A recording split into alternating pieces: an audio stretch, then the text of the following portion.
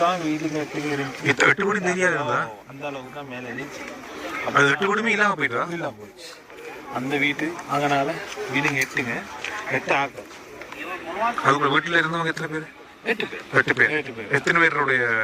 எல்லாம் 25 பேர் போல இருந்தாங்க. அது முதல்ல சொன்னனால அவங்களோட 8 பேர் போல தான் இருந்தாங்க.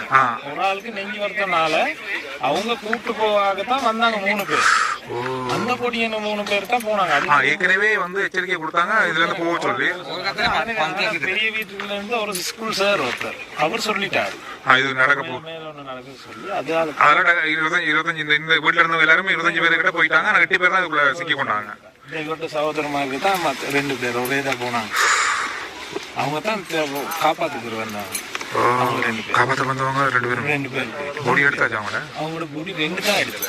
8 பேர்ல 2 தான் எடுத்தது. எடுத்தது மற்றாக்கள் எடுக்கல. அதனால 4